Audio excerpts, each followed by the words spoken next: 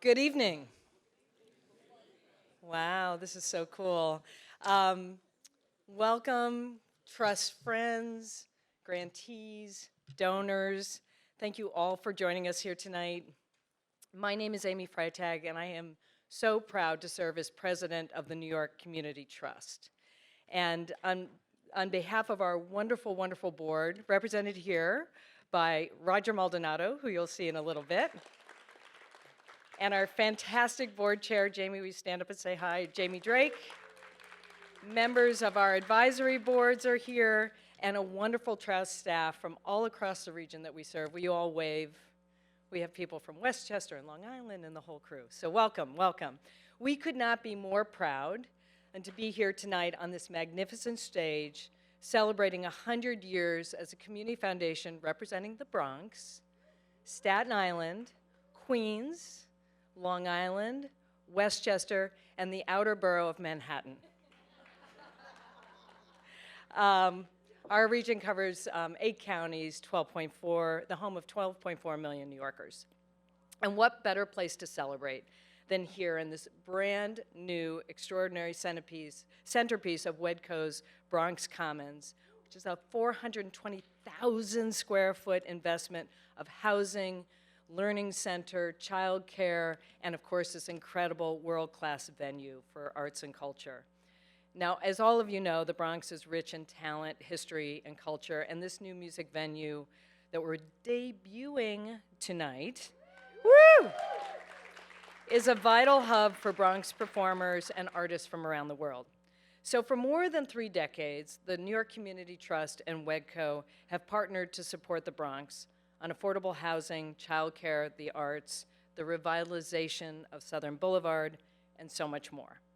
That includes grants that we made a decade ago to help WEDCO bring to life the Music Heritage Center, which archives and celebrates the Bronx's contribution to jazz, hip hop, and funk, and more.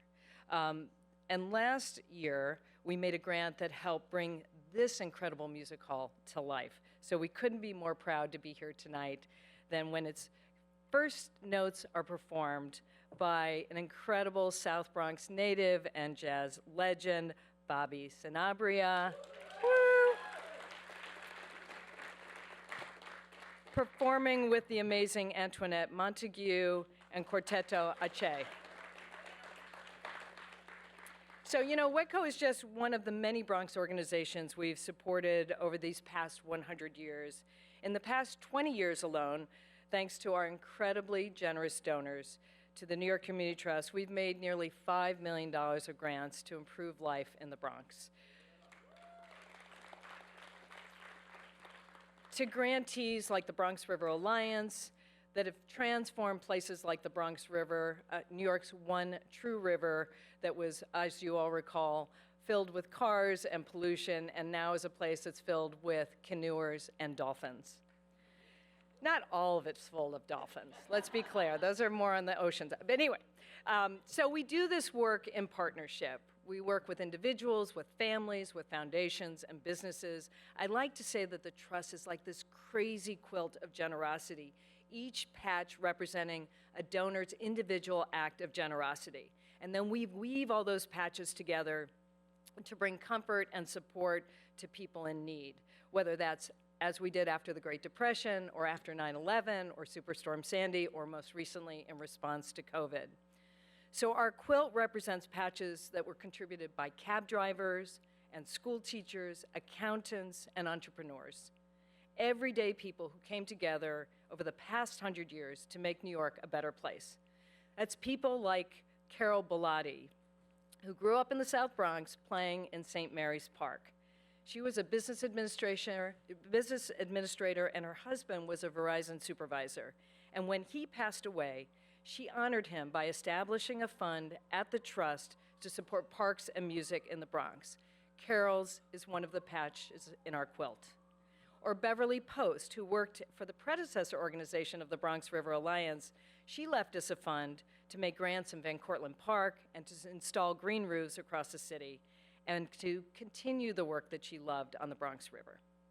So who are the next generations of generous Bronx and New Yorkers Where are they, and where are they going to give their money next? That is our focus at the New York Community Trust. How can we build a next generation of support for this great borough and for this great city? So we are tonight not just celebrating our past, we are boldly looking forward, and we know there's even more we can do together in the Bronx and across the 8 counties that we serve. And so we really want to grow and expand our impact, engage many more donors, and make even more grants, because we know there is so much more work to do. And you can help us by sharing your vote and your voice. If you look in your program and you see this QR code, we really hope you will click on it, and then you'll have an opportunity to vote on where we devote $3 million of our funding in 2025. Which are the causes that you are most passionate about? Is it strengthening our democracy? Is it welcoming the next generation of New Yorkers? Is it the topic we're going to discuss on the panel tonight? So please vote, please spread the word. We'd love every New Yorker to vote. And when you've completed your voting, you'll be asked to give your vision for what you'd like to see improve in the years and decades ahead in New York. So please share your vision for the next decade and help guide us in our next generation of impact. So on with the show. Tonight we're focusing on a topic that is close to the heart for all New Yorkers, and especially our panelists. How can we build better futures for our youngest New Yorkers? We're joined tonight by a powerful panel of New Yorkers who spent their careers transforming young people's lives and reforming our criminal justice system, topics that have been front and central at the Trust for decades, thanks to the incredible work of my esteemed colleague, Roderick Jenkins. Roderick, as many of you know, is our program director for Promising Futures at the Trust, and Roderick has marshaled many a funder to join him in this important work, and his commitment to justice and equity is unparalleled. So I'm going to leave you in the best of hands. But before I turn it over to Roderick, we'd love to direct your attention to a video that will tell you the whole 100 years of history of the New York Community Trust in 60 seconds. Roll the video. We are here for New York forever. For 100 years, the New York Community Trust has connected New Yorkers like you with the nonprofits that make our community stronger. With your generosity, we will continue to work together for an equitable, healthy, and resilient region. For the millions of people who call New York City, Long Island, and Westchester home. For the communities that thrive with our support. And for you. Champion the causes that you care about with powerful ways for everyone to give and invest in this place we call home. No matter your age or the size of your contribution, you can begin your legacy today. A legacy of generosity that will endure for generations to come. A vision realized for a brighter and more inclusive future. For you, for everyone, for New York, forever.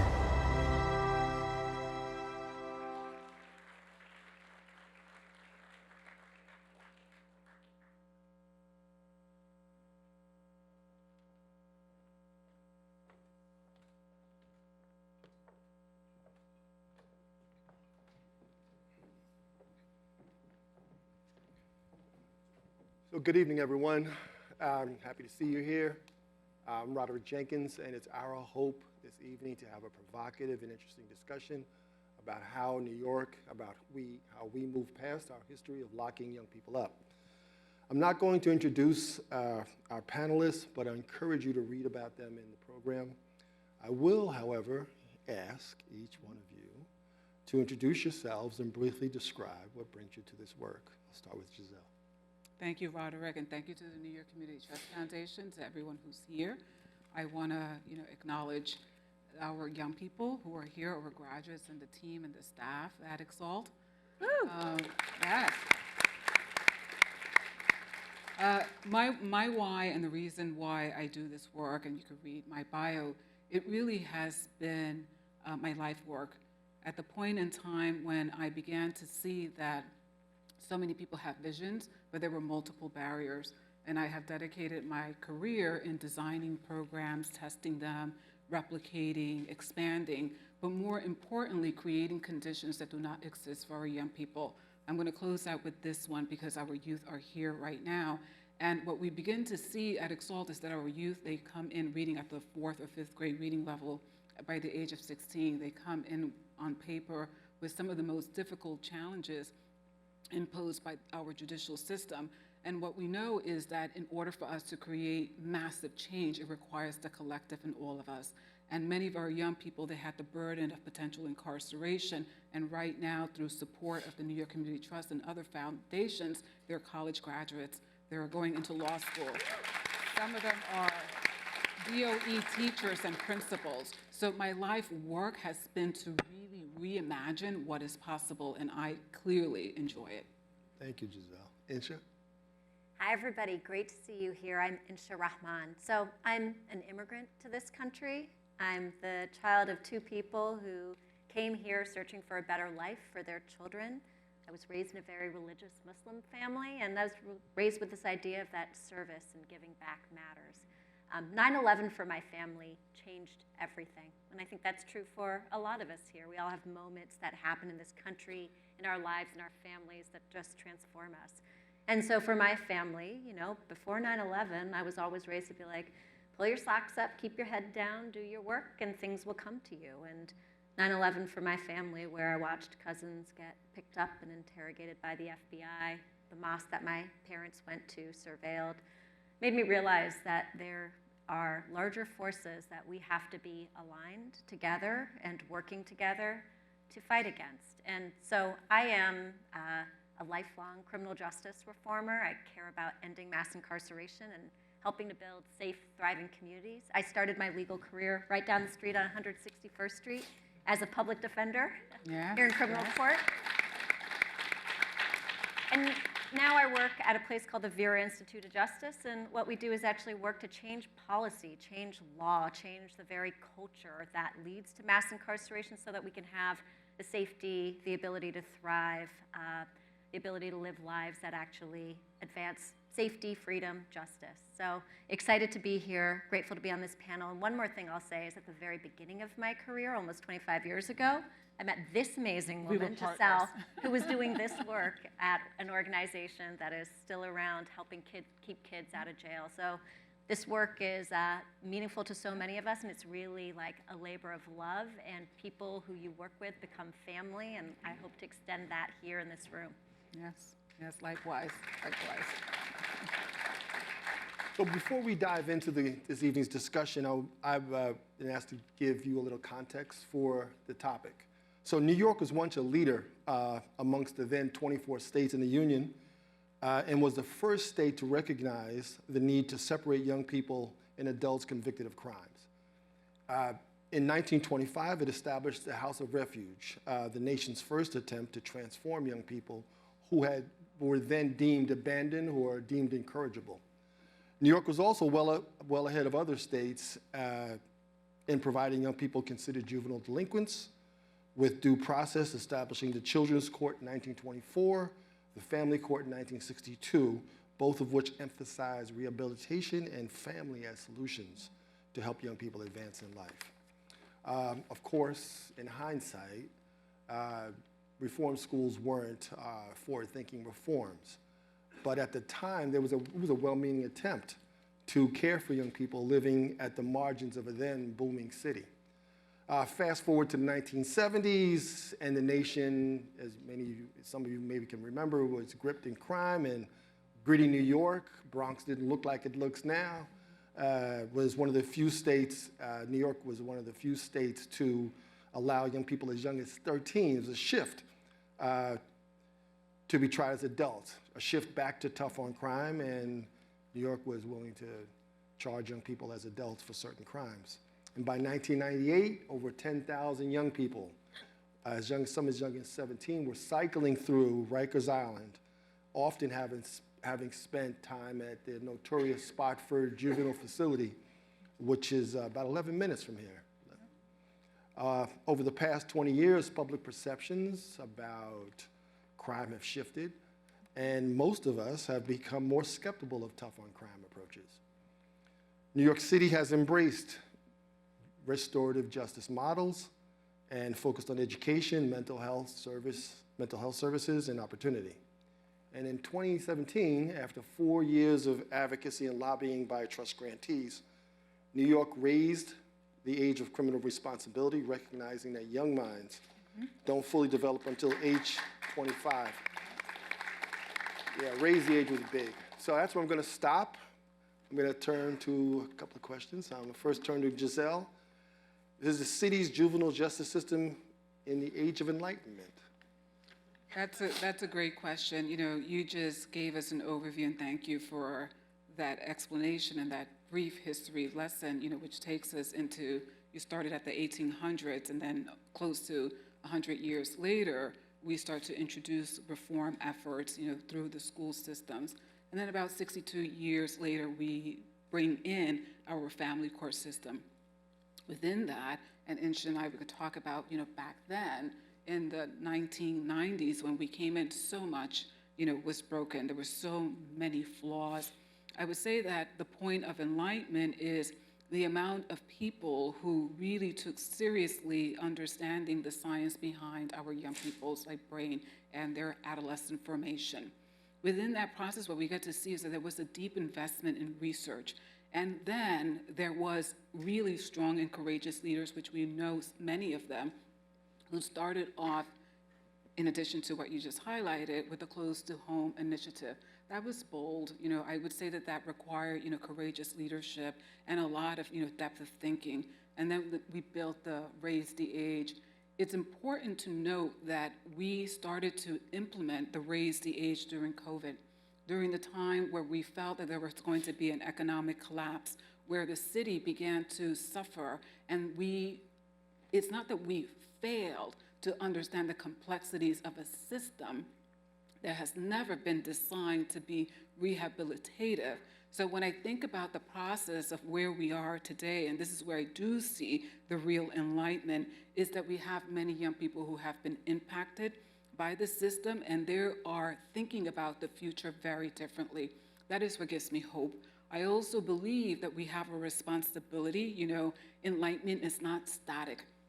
It changes, it shifts. What we have seen and what I have seen at Exalt is that priorities have been shifting. You know, when it comes to juvenile justice, this is not our priority.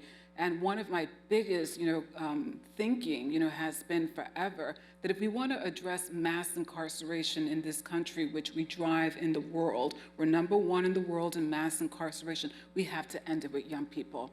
But I will highlight one other thing.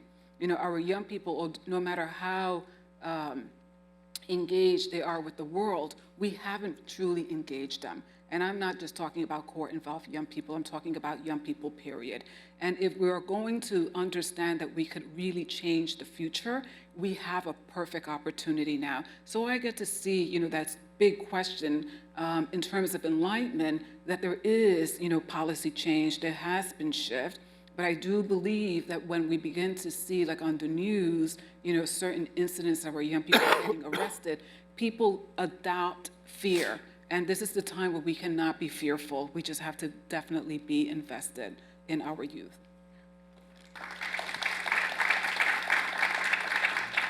Insha? I want to pick up upon that point about fear, because I think it's a really important conversation to engage in, especially in a moment where, honestly, there's been backlash to a lot of the reforms that have recently passed in New York State and around the country.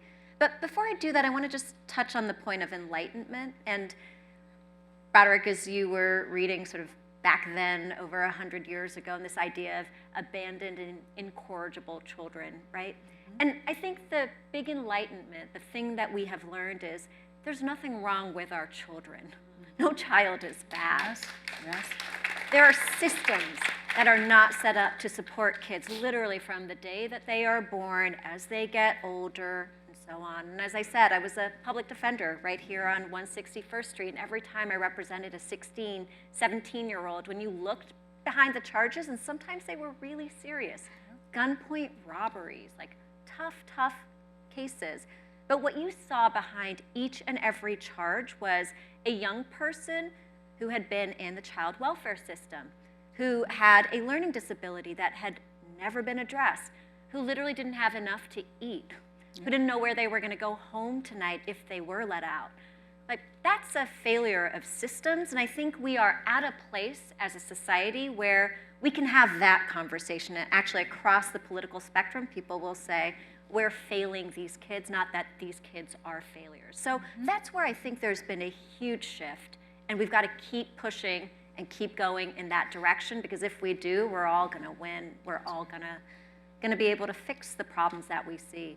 But to the point of fear, I mean, COVID did something to every single one of us, you know, and literally our schools shut down, our workplaces shut down, and so did the supports that people who are really struggling to get by, all of those things shut down. And at that point, I was already at Vera. I was already doing more policy work, but I was working on things like raise the age, bail reform, which, you know, everybody has heard something bad about bail reform, right? And we should talk about those laws and the pushback to it.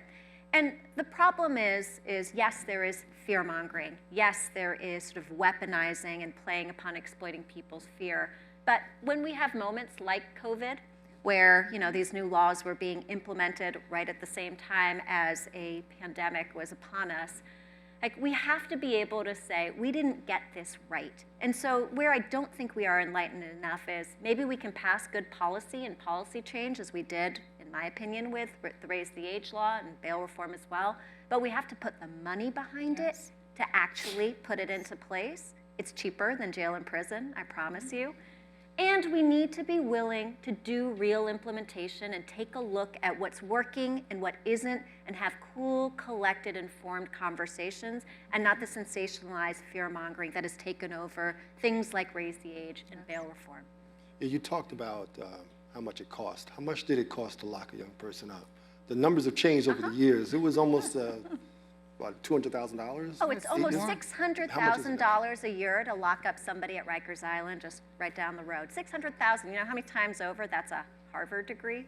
Yeah, it was $200,000 10 years ago, $600,000 now. Well, what are some of the policy changes that that we face now and have to tackle, some of the opportunities? So, Want to handle it? Go ahead.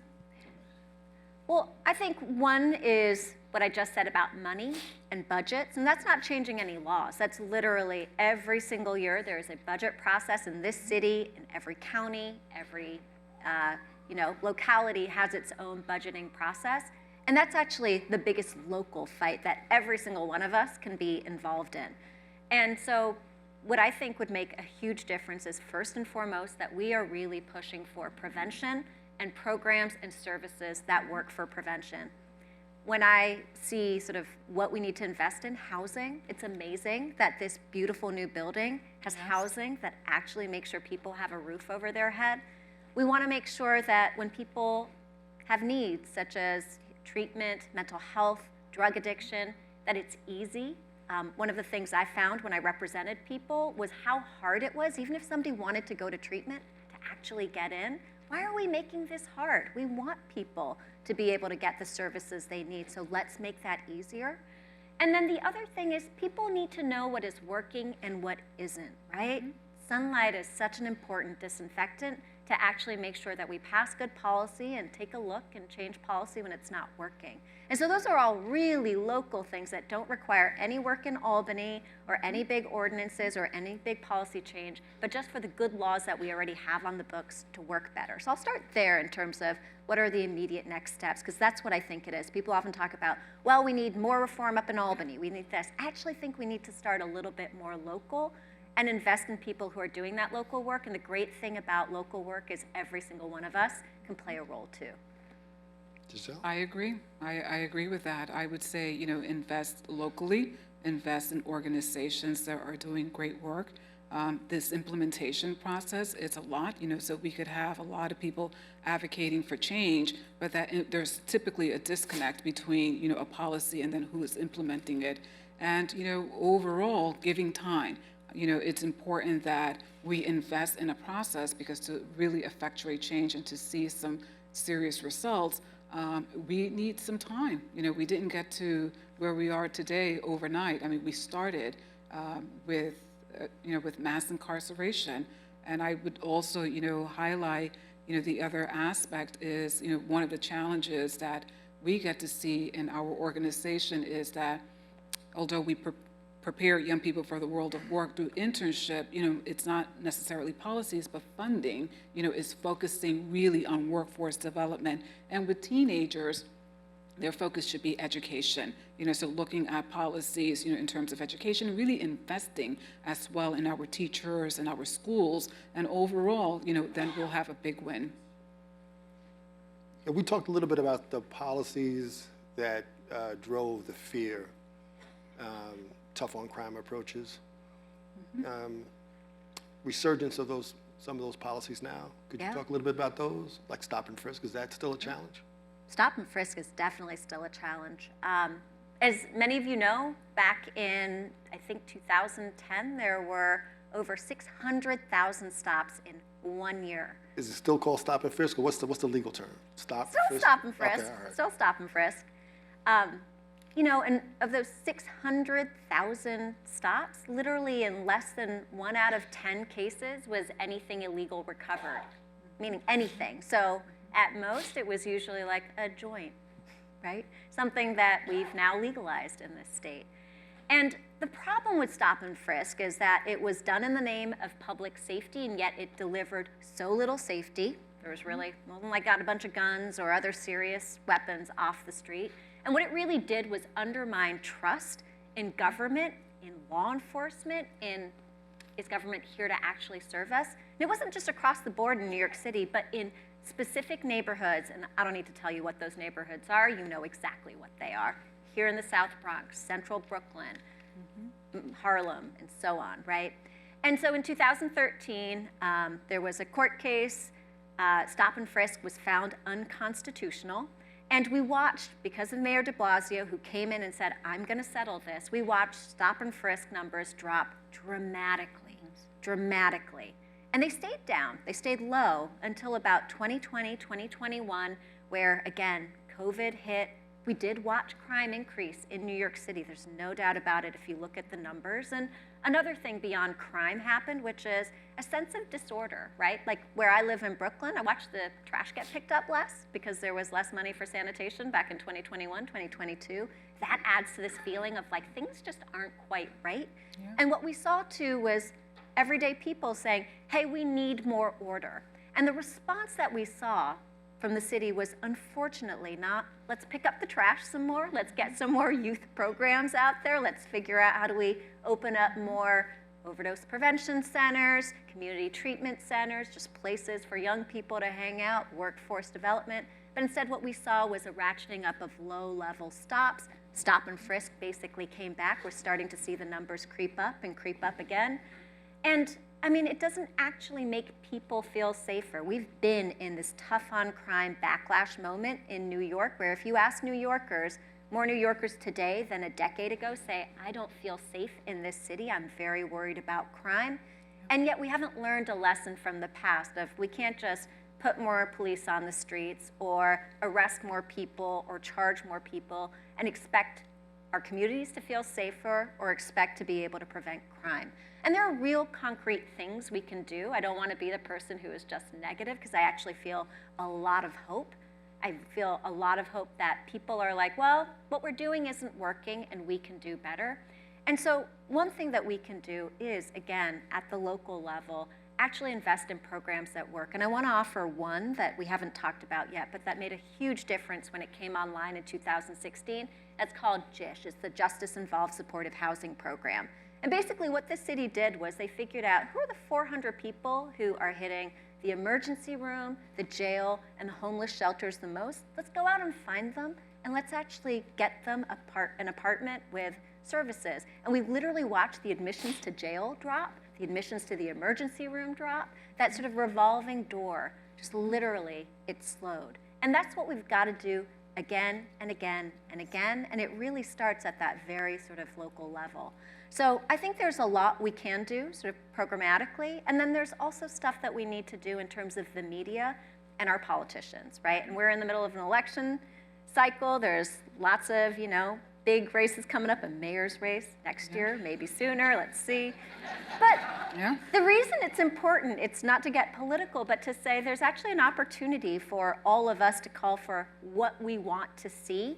And the voices that are calling for more tough on crime, more of the same old, are really loud because they've got their channels, right? They are the folks who go talk at community board meetings and go talk to the media and write op-eds and get on the nightly news. And that's got to be us, those of us who believe, like, you know, instead of just saying we need more police on the street, I want more of a justice-involved supportive housing program. I want more treatment. We've got to be as loud as our opposition in order to actually beat back the tough on crime rhetoric that feels so pervasive. Advocacy. Giselle, your young people are involved in advocacy. They are. They're here, and many of them have been involved in multiple, layers of advocacy. One has been in the Raise the Age. They started off. There is, if you go to our website, there is this video, where they go to Google and they begin to educate the public on the 16 bars of justice. They tell their story about being impacted in Rikers Island. They tell it from their perspective. They have gone up to Albany. They go with me to testify at City Council. They have been, in Albany multiple times, advocating for policies that are just and fair. But also within our curriculum, there is, depth of civic engagement. There is a class and a course where they get to become board members. They're analyzing organizations. They're thinking about, community building. And I would say that in terms of, the advocacy that they have done, it has influenced the Raise the Age. I want to highlight, something about advocacy as well. We also created our core advocacy model within the organization of creating the framework where we saw early on in the 2017, prior to the adoption of the Raise the Age, judges vacating sentencing. What that was all about was as simple as this. Many judges did not believe that our young people could make academic gains because of the history. And when I started to have meetings with many of the judges, behind the scenes in the chambers, we began to discuss there is implications with Pell, that there was limitations, of young people accessing resources, and we just had to make a promise that we would be able to get our young people into better schools, make academic, improvements. But within that process, what I'm highlighting here is that there is a real relationship with the work that we do in our young people. I want to, bring up another point. I mean, they really are here later on if anyone wants to speak with them. They have answers. Mm-hmm. They actually have answers. Within our organization, anytime that I'm going to launch a strategic plan, when I think about scale and thanks to the generosity of the New York Community Trust, we started off in Brooklyn in a little office, and we moved over to the Wall Street area. We're servicing the 5 boroughs of New York City. Now we're going off to Syracuse, and we started conversations with those judges, with those DAs, and as we know, they have big questions. That's the Raise the Age work, and New York is going over to support Syracuse, but we have the future of our young people in mind. I think that it's very important that we highlight this other aspect that I bring to the organization, which is critical to anyone. It is developing the future leaders. And I have young staff, here, not that I'm going to age myself, but I have very young staff. And when they get to hear, the experience that we went through in changing policies and thinking about efforts in moving New York City forward, and they stayed, when COVID hit, many people left New York City. They stayed here in New York thinking about supporting our communities and our families. They too have answers, and I would highlight, one thing that is very, important is that we then get to see in our organization that our staff are going off to college, to law school, and their intention is to become the future judges. Someone could see this as economic mobility, but that is also a way to impact reform. And that is, at the heart, how we will be able to, change policies, but also that they have the experience and the perspective of the challenges that we have faced in implementing. And this is like to the question earlier, do I see enlightenment? I do see enlightenment when it comes to this young generation. Thank you. Now, Amy mentioned our $3 million, it's $3 million, right? Our $3 million participatory budgeting project. If you had a chance. Starts local. Starts really local. Yeah? Yeah, that's as local as it gets. So if you have ability to invest or create systemic change and promote a positive youth outcome, what would you prioritize? I'm going to sound very biased, but I have thought about this organization, Exalt. As Incha said, it doesn't come from Exalt, it comes from other institutions. It is to look at organization that has the systems and structure to really scale. Scaling is not an easy feat. That really is a depth of investment. I will give you an example. For me, scale meant, creating a rigorous, systems and structure and technology, investing in our sales force, investing in our staff, ensuring that they have the best medical plan, ensuring that we were paying them a New York City living wage, ensuring that we were able to pay our young people $20 an hour, ensuring that we could anticipate the challenges and the risks. What this translates into is that when COVID hit, this organization was able to transition virtually, and we were able to get our organization heavily researched. And what it then translates into is that we get to educate the field. When the field was saying, so then what could happen, we were going into the courtrooms and saying, we do know that you have a backlog. We do know that you are thinking about, New York City differently. So I would say, look at organizations that are able to work with multiple different stakeholders, but that do have a discipline. The reason why I say this is not that I have a scarcity mentality, because God knows I do not have a scarcity mentality, but when we understand, we have just a few minutes, juvenile justice, we're still talking about systemic issues. And when we talk about systemic issues, there has to be a discipline in how is it that we address them to effectuate long-lasting change and outcomes. And it is not an overnight solution. And I will, say once again, not that I have a bias, but if anyone is interested in looking like a model of an organization like an Exalt, it really focuses on evaluation and a depth of analysis and understanding, what is the root problem that causes young people to stay in the system, but then also more specifically, those who are able to make decisions, that's a whole different strategy, right? How do you work with the judicial system? How do you work with the schools? And we'll leave it there because I saw that someone gave us the time. We're getting a hand signal? They gave us a hand signal. I have my glasses. We got one more question. Well, I didn't know. I was looking for the hand Can I signal. offer something Go ahead. on? Yeah. So absolutely, you should support Exalt. I've seen this organization since its founding, and it's an incredible, incredible organization. I also just want to offer this is I think people should give and support to the part of this sort of larger ecosystem for social change that most resonates with you, right? You've got to feel like it reflects your values and what matters to you. And so there are organizations that are serving people, direct services, critical. There are organizations like Vera that are doing advocacy, policy, research, evaluation, lobbying.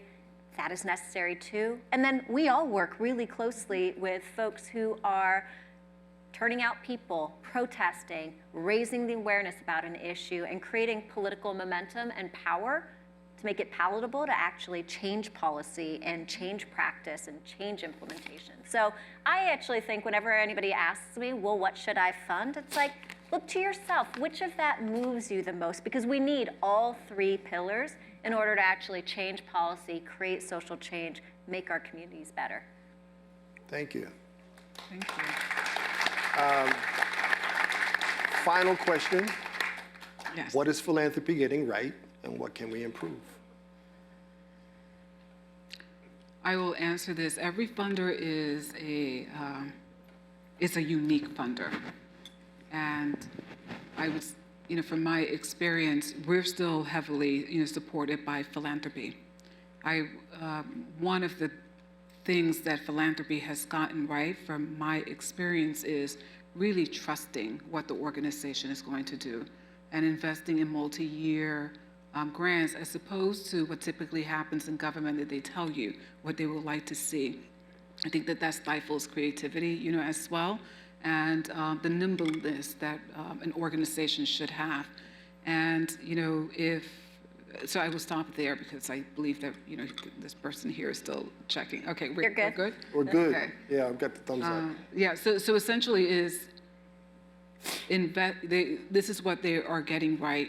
I think that the other one that, foundations are getting right, and I sit on 2 boards of foundations, is that we're critically are thinking about the future. I know that we have a lot of challenges in front of us. We have just so many laws that have been taken, away from us, so many rights. And, when we understand that as a funder, as a philanthropist, as someone who is looking at organizations or developing strategy to fundraise, it's to try to develop a comprehensive plan. We always do this with a goal. I sit in a foundation in Puerto Rico. It's working with women. And when we think about the challenges there, it's an island that has been assaulted by hurricanes and storms. And, it's important that whoever is on the board that also is anticipating what are challenges as opposed to being reactive, stick to a plan, and also always go back to what worked. We do know that in order to have change is a depth of investment in an entity, whether it's an organization or an initiative. It's a depth of critical thinking, and I think that overall there is also a process of patience, that we have to, have. And I saw this, in COVID. We got to see New York City responding to a lot of priorities, and we came out of it, I would say, pretty strong. But I also do believe that we're going to have other challenges that we don't know that we're going to have, but they're going to knock on our doors. So with philanthropy, it's going to be very important not to stop funding what it's currently being funded, and that tends to be the tension or the inherent tension, to then solve the new thing, but then also holding, systems accountable and partnering. I think that, and I have experienced this, in the judicial, system and juvenile justice. There were points where, foundations with its neutrality was a convener, of multiple conversations, and we were able to imagine and recreate the type of, systems that we wanted. And that too is a role that I don't see, philanthropy playing as much as we used to in the past. So one thing I think philanthropy is getting more and more right, and the New York Community Trust is amazing at this, is investing in a thing that at some point maybe government will pick up and do more of. But, for example, this city has seen literally over 100,000 new folks come, right? And some people just bust here as a political, in my view, a political tool to divide us and bring attention to an issue. And I think it's amazing to watch folks at the New York Community Trust sort of bring together other philanthropies when, frankly, our city government wasn't stepping up to say, what can we do? Because having new migrants in our city affects all of us, whether we are longtime New Yorkers or recently come here. And we've watched, essentially, philanthropy help to sort of shame the city into stepping up and doing what the city should do. I think that is an incredibly powerful role that philanthropy can play.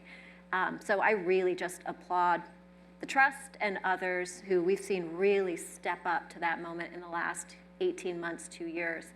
And then what do I think philanthropy needs to do more of? In the same way that we all get scared when we see the headlines about crime going up and we feel like there's a little bit more disorder, things don't feel right. Philanthropy is run by everyday people who have those same fears. And I think it is on us in philanthropy when folks are in a position of power to say, I can actually resist the backlash. Let me actually sort of have the cool, collected conversation and not sort of give up or pull away. And I say that as somebody who's been in criminal justice reform for 25 years. I mean, we are literally watching funding to our movement decline by, it's 1/2 of what it was in 2019, 1/2.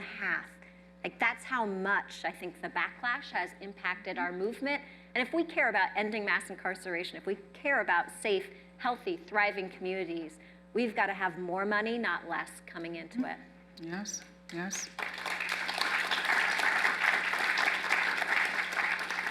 Well, that's it. I'm not sure what kind of hand signals I'm receiving from the back, but I think that's it for us. Roger? Well, first of all, great applause for this wonderful panel.